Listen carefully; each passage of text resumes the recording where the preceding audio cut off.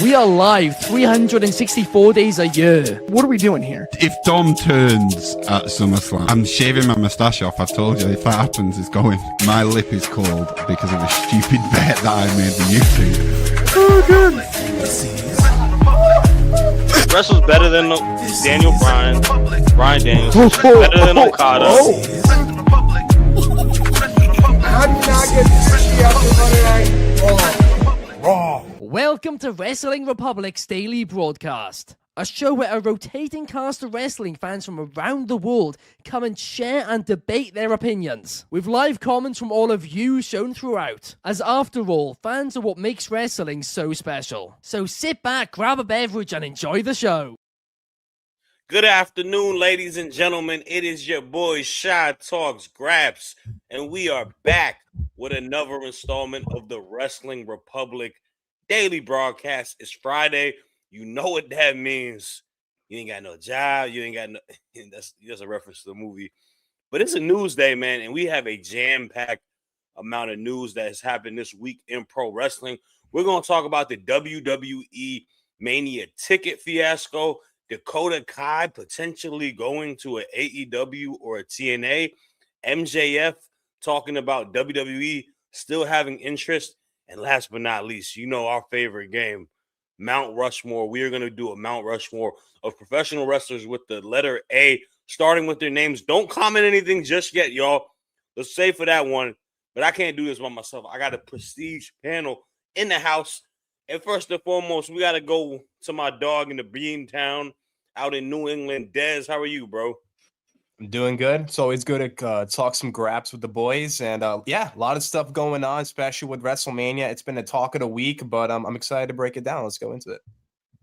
No doubt. And last but not least, man, we got my guy. Good to see you back on the pod as well. Big Arch, how are you doing, bro?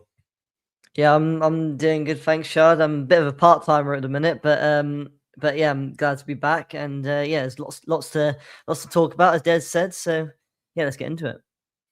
Hey, there's no part-time here, bro. You. Yeah, but no doubt, man. It's always good to have you back too, bro. Obviously, we know people get busy and whatnot, so yeah, don't worry. I'm not even on as much as I used to be. But let's talk about the WWE, because there is a report that they have been holding a meeting this past week over the Mania tickets. They aren't selling as hot as they thought they were going to be selling. And then there's a lot of, speculation on why this may be the case. Some are trying to say, well, they haven't really give us the whole card yet. Is it a hot ticket? What's the big draw? Or maybe it's because it's in Vegas again. Or it could be the big reason of this. You literally got to sell an arm, a leg, a kidney, your will on the house, your lease on the house, and then just the will of your life at that point, man. Like, it is expensive to go to a WWE PLE. We have been talking about this for a while now. Like, I feel like that was a ongoing topic last year. We talked about it was, standard prices on weekly shows in the States. Talk about PLEs. I mean, I went to the Cena's last match. That's a costly show. And a lot of it going for you guys out in the UK, Arch, with the international shows just being severely expensive. And I'm just gonna say this first and foremost before I kick it off to y'all.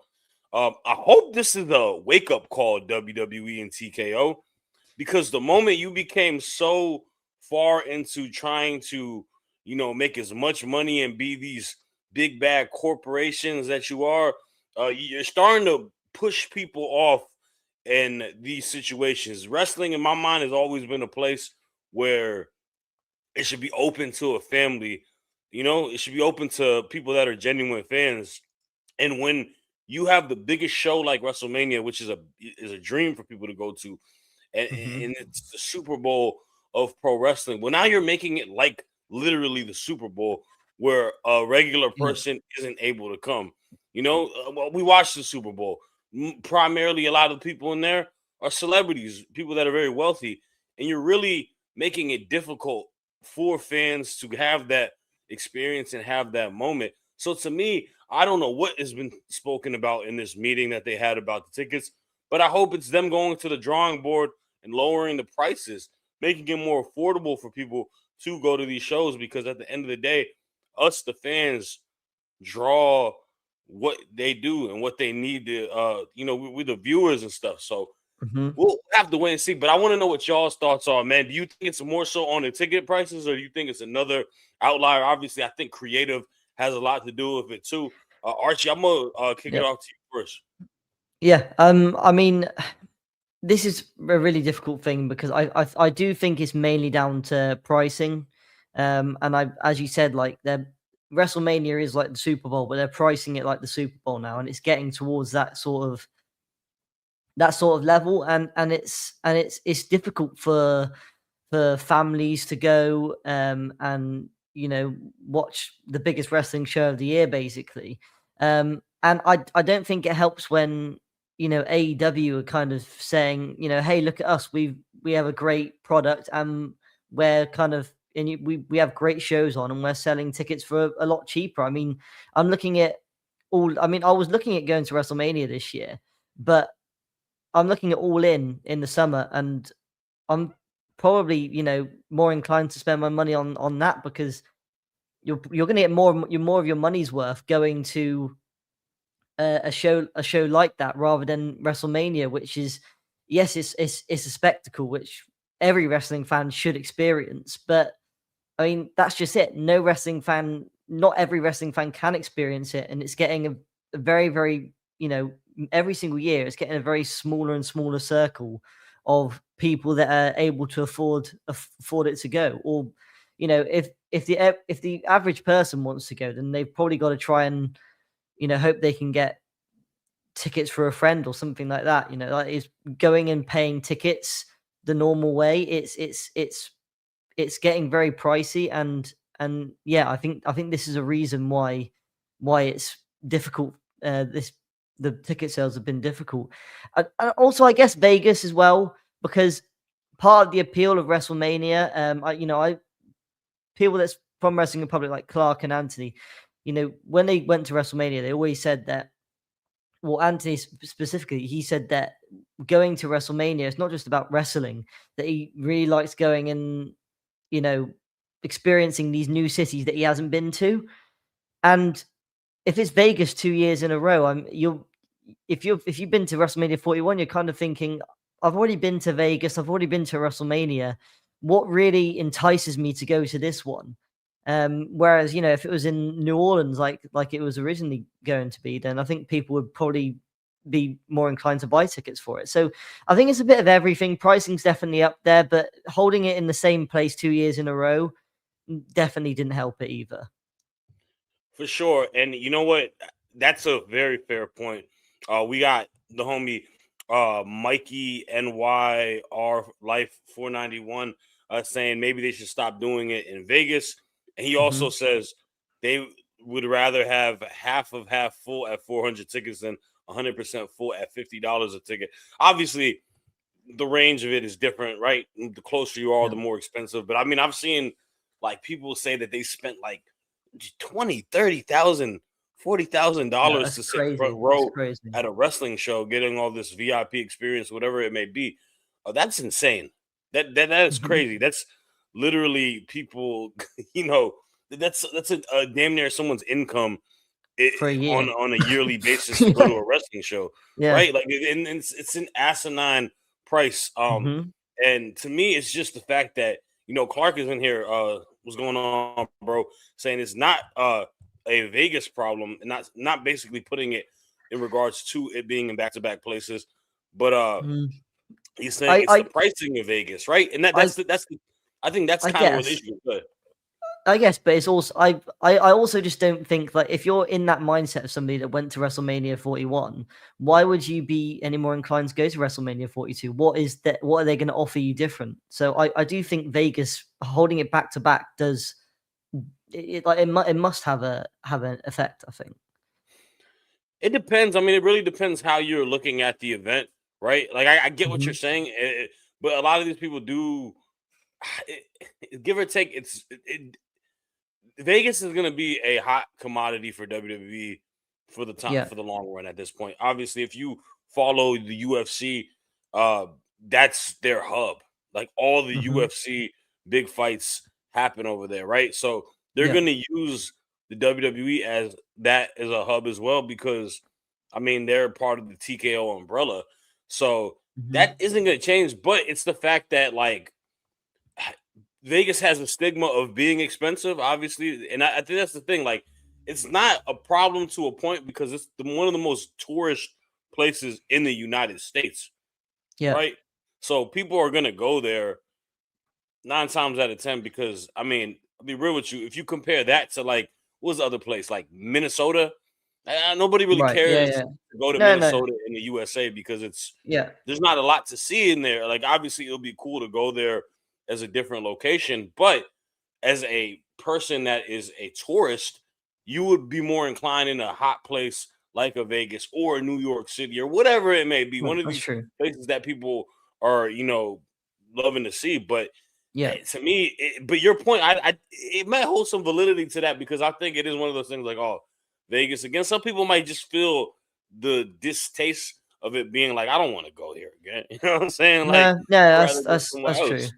That's true. Yeah. No, but yeah, it is a bucket list item for tourists, though. I do agree with that, though.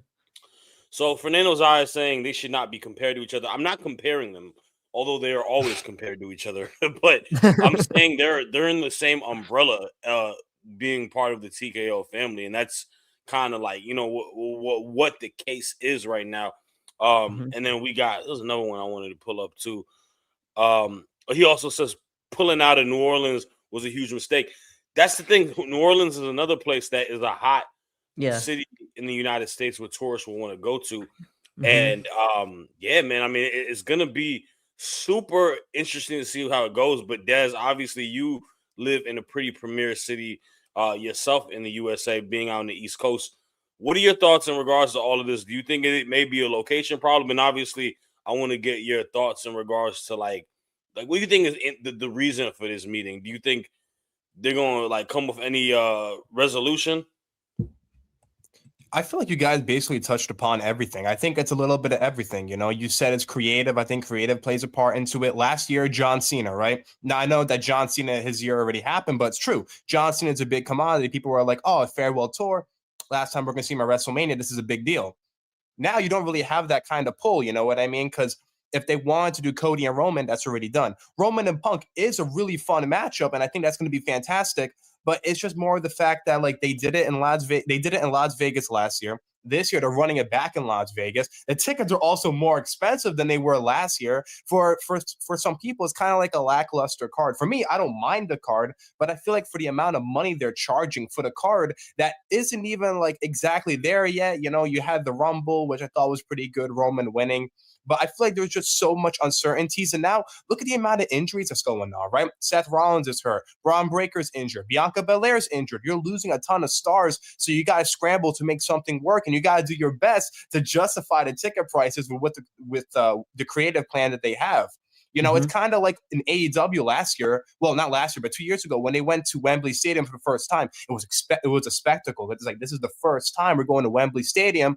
Running it back again next year, it's kind of like, okay, we got to do something different that's going to try and pull in these fans. Granted, AEW tickets were way more cheaper than the ones in WWE, way more affordable. But yeah, you got to put that into effect. And I feel like WWE, I just hope it's not a situation like Elimination Chamber where Ben touched upon it. They're going to ask The Rock to come back to raise those ticket sales. You just can't keep going back to the past to make it work.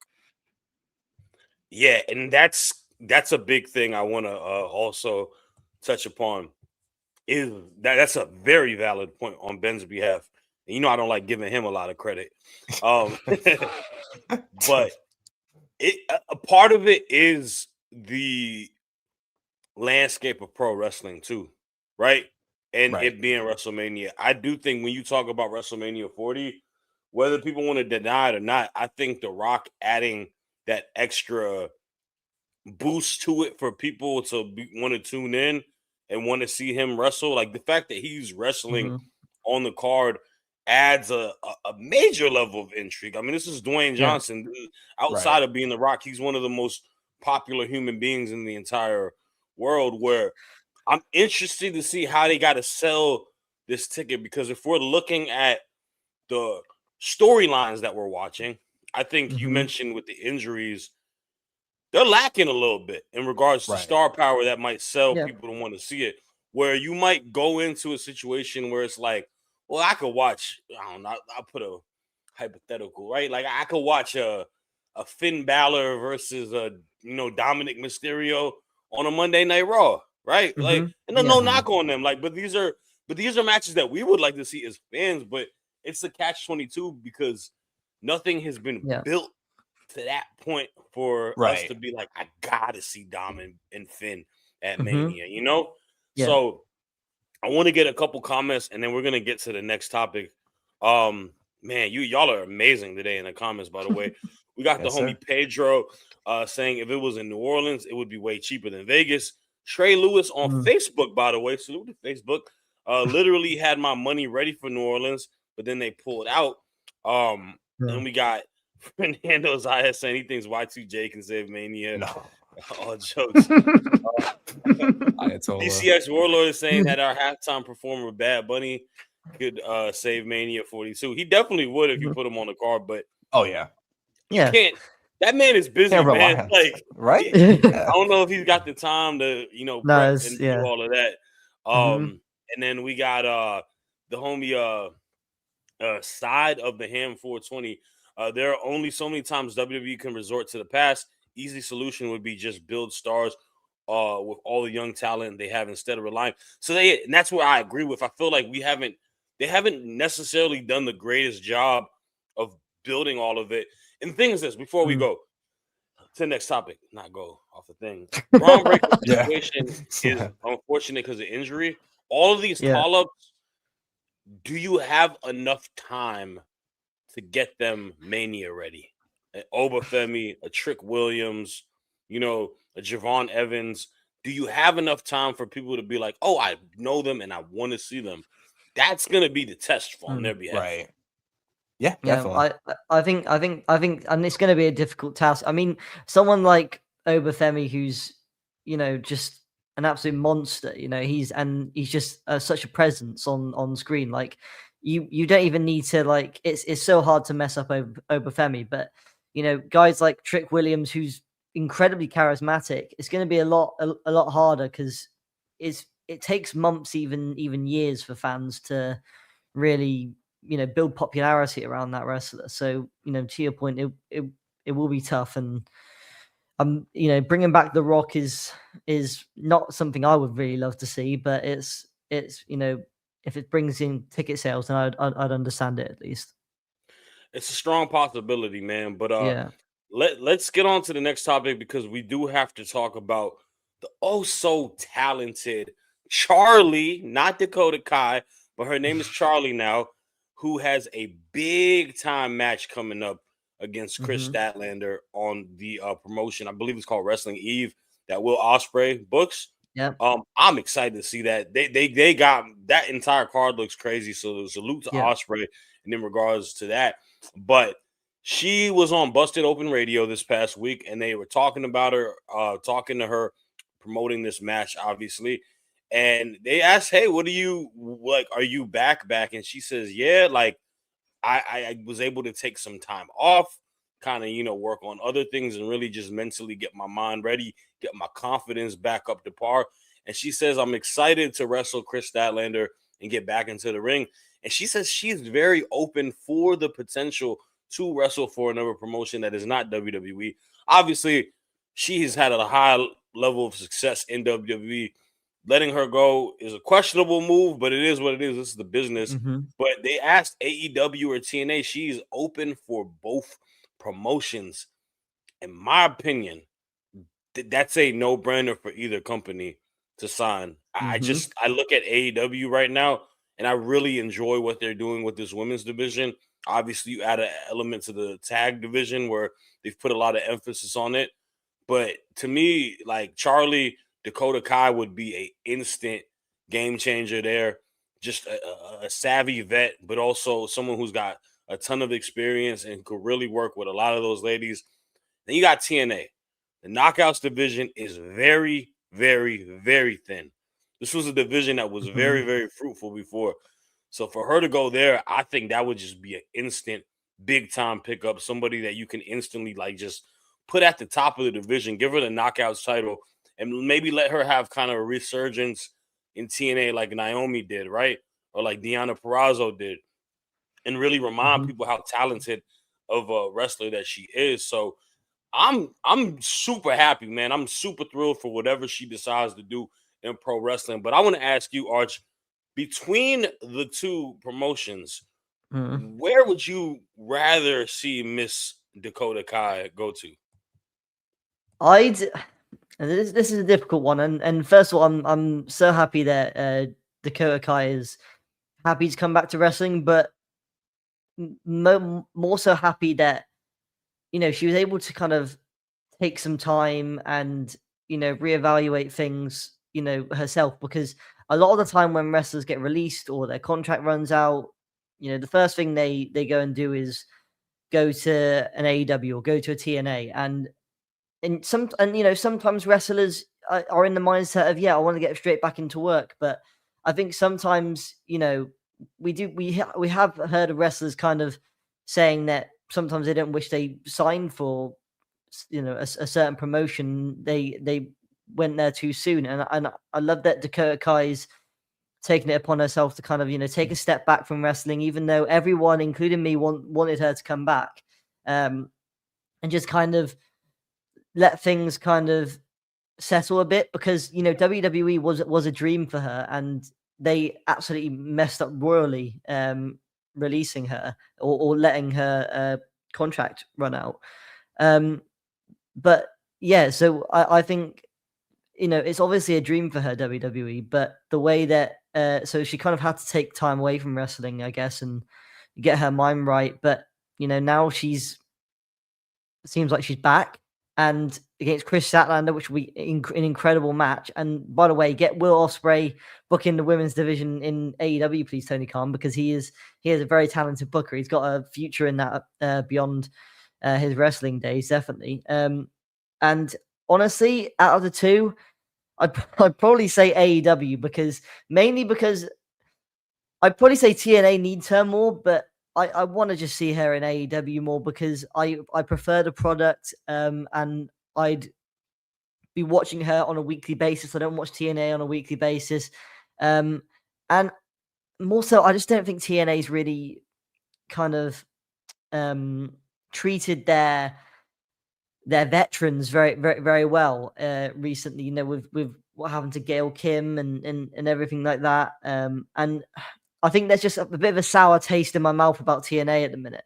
But AEW, I think that would be the perfect spot for her, because she can, as you said, be that vet and also be a fresh face in the women's division as well, and kind of like adding what Ciampa did, really, and just kind of adding something fresh. And it's it's just one wrestler being added to a roster or being added to a new storyline or into a title picture.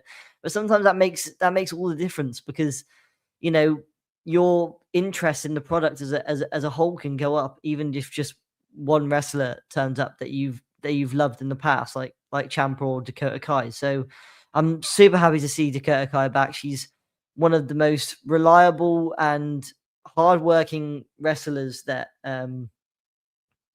I've ever watched in my time wrestling. And also, you have to talk about her injury as well. It was a tough road coming back from that injury, even after she fully recovered. It took a while for her to get the ring rust off, but towards the end of her WWE run, she was putting on bangers with Lyra Valkyria. So she's definitely still got it, and she's still got a lot to give to the wrestling business. But yeah, AEW would be my pick, just from a personal point of view, I think. Man, and I agree with you wholeheartedly, especially on the end of it. I feel like she was just getting back to her peak level before Yeah. she was abruptly let go. Even like talk about like she had a Mania match a couple years ago, obviously with Damage Control. Yeah.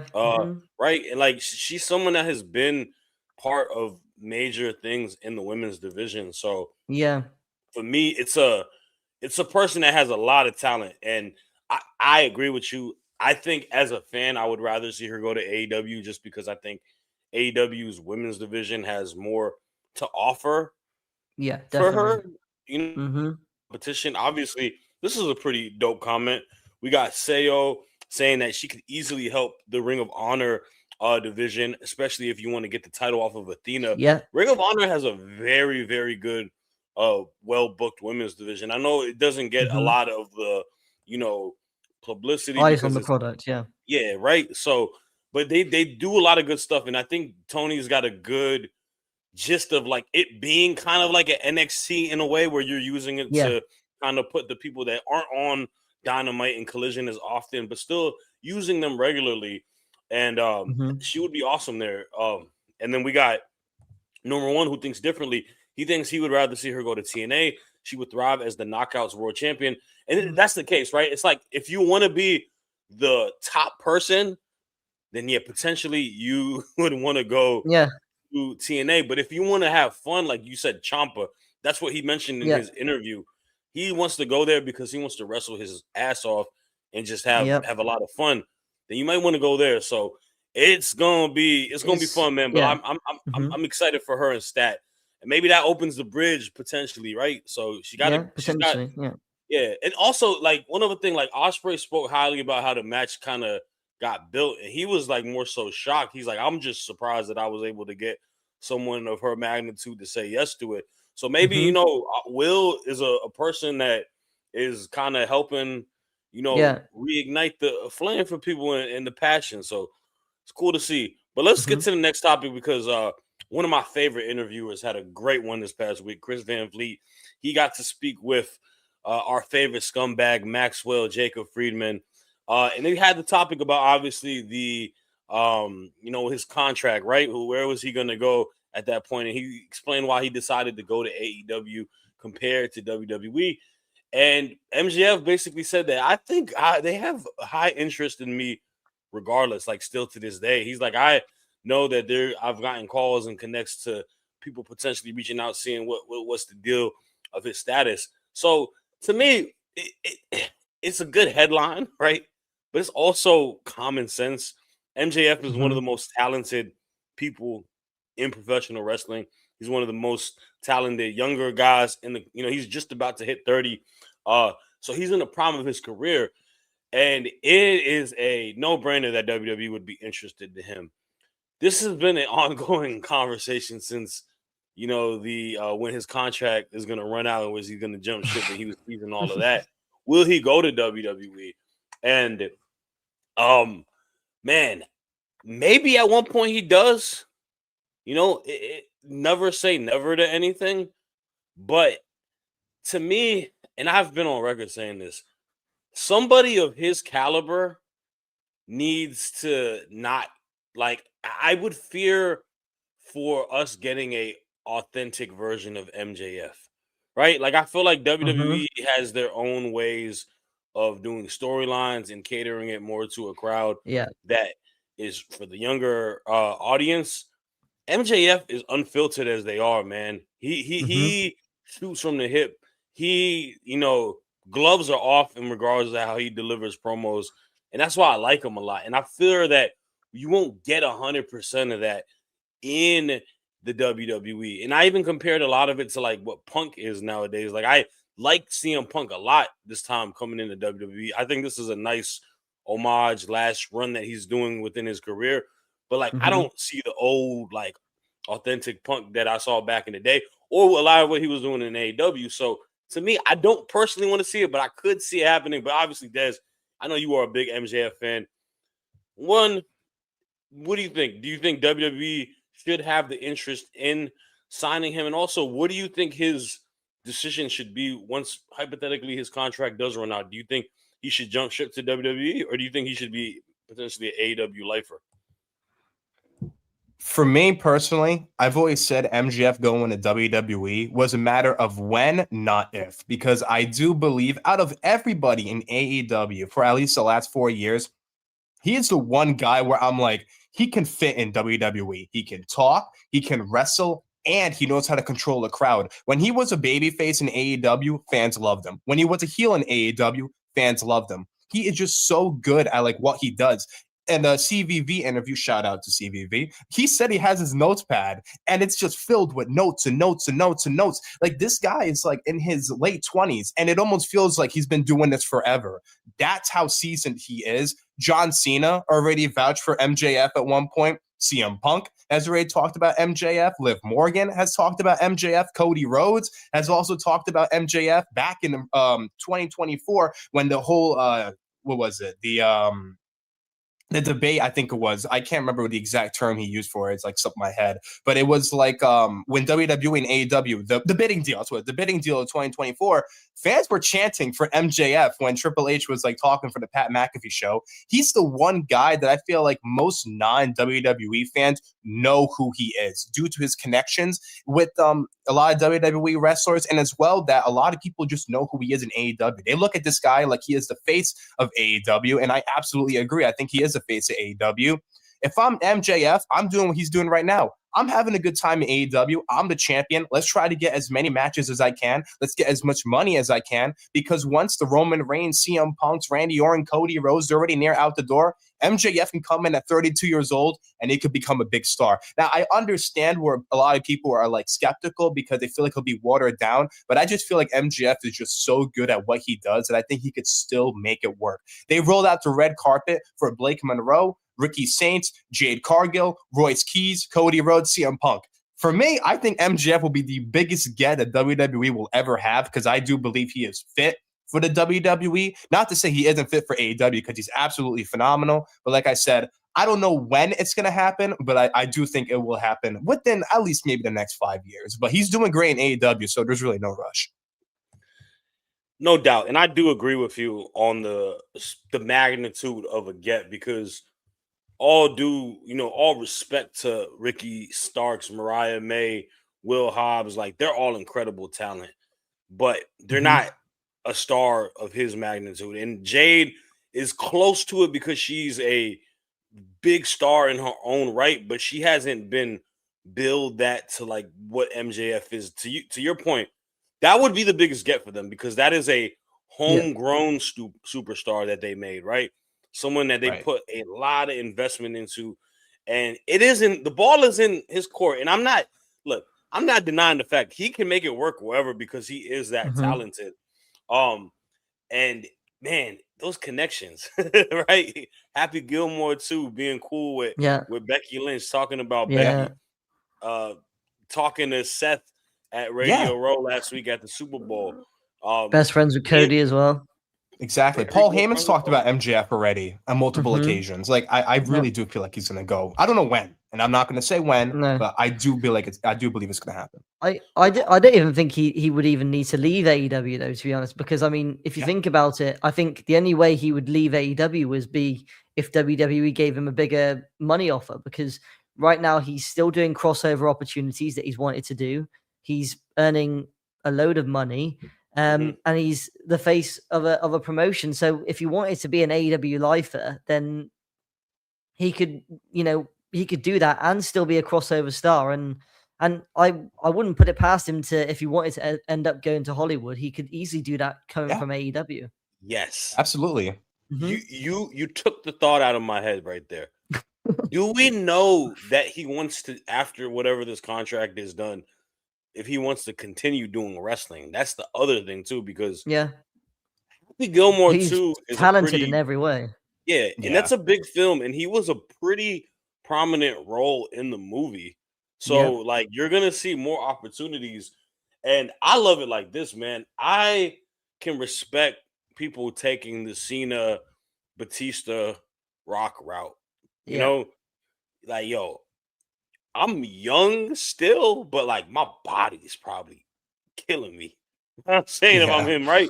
If I'm by that time I'm 35, like like I'm still young in life and I can really take off doing something else where it's less wear and tear on my body. The argument a lot of people are going to make to that point is like, well, the WWE opens up doors for Hollywood. But not in his case. I mean, Adam Sandler has done it. Adam Sandler was talking very highly about MJF. Iron Claw too. Yeah, exactly. Yeah, he wasn't. You're right. So to me, it's somebody that We don't know what his next direction is. Clark Right. says you're out of your mind. He doesn't think he is going to WWE though. Singling you out. Shocker. This one right here, side of the hand 420 says he could fit in WWE, but they would tweak him by how much? Not sure. I doubt we'd get the same MJF, and that's a lot what I was saying too on that one. DCX saying that MJF said his match with Ethan Page is the most underrated match he's ever had. If you are, I'm sorry, DCX, if your reason for saying that is to try to allude that he will star off in NXT, no. Nah.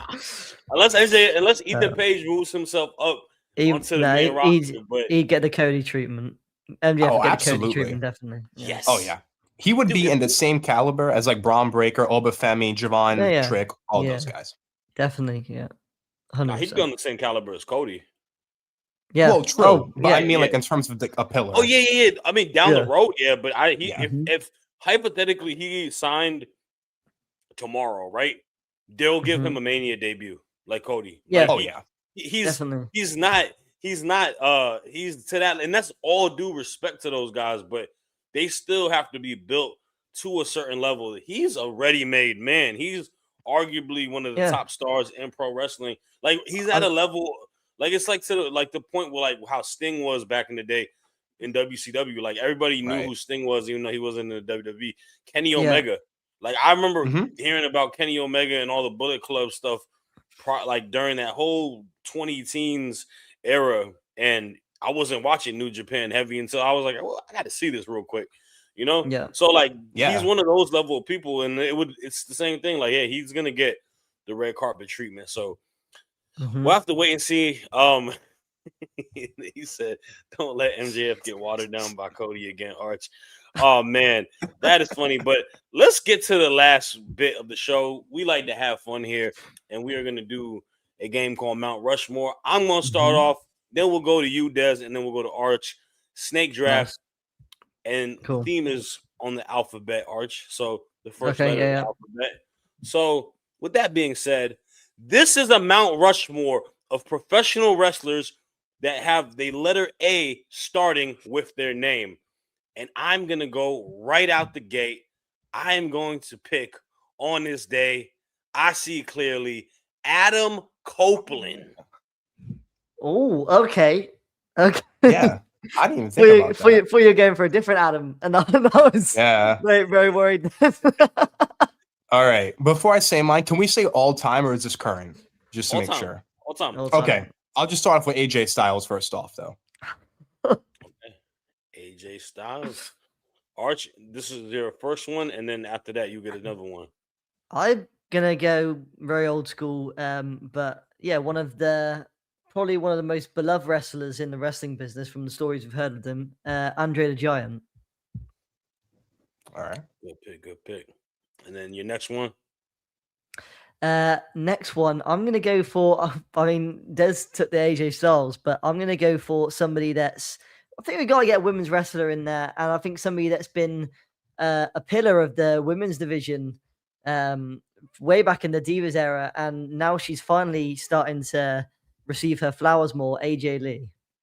Nice one. Okay. Yeah. Des, you are back on the clock. All right, cool. Arch takes a female wrestler. I'll counter with the Empress of Tomorrow. We'll go Asuka. Nice. That was going to be my next pick, too. Okay. Goodness gracious, man. He took the Empress of Tomorrow. Well, I will go back on my clock, and I'm going to stick with the word Adam, and I'm going to take Cowboy-ish himself, Adam Hangman Page, with my second pick. I think that's a great one right there. Yeah, it and is. With my third pick, I think I need a lady in my Mount Rushmore as well. So let me get Miss 5 Foot of Fury, Alexa Bliss. Ooh. Nice shout. Nice. All right. I'm going to take it with Adam Cole to shock the system. There's a lot of Adams here. A lot of Adams. Nice. Right, I was going to go. Des one's going to steal mine. I'm going to go for It's getting difficult, but I'm gonna go for somebody that's one of my personal favorites from Black and Gold NXT. Probably not doing as well as he did back then now, but this guy has a special place in my wrestling heart. So Aleister Black, I'm gonna go for. Nice one. Nice Man, I one. forgot about a lot of people. I've got to meet him before, so. And the last one is it? I've got one more, haven't I? So Yeah, one this is more. your last one. We're gonna go for the man that's tearing it up in AEW right now, Andrade. Ooh, El Idolo. I like that Yeah. one. I like that one. Dez. All right. You're on the All right, good spot. shout.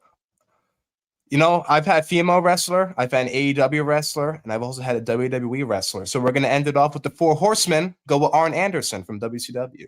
Nice. Nice. Nice. With my last pick, I'm going to have to pick a hooper, someone that does a lot of great stuff for the world of pro wrestling on the back end, someone that has taught a lot of people, an indie legend himself, has been in the game for a while now. Amazing Red. Oh, that's a good Ooh. shout. That's a good shout. Yeah. Left field shout, but that's a really good shout. Yeah, man.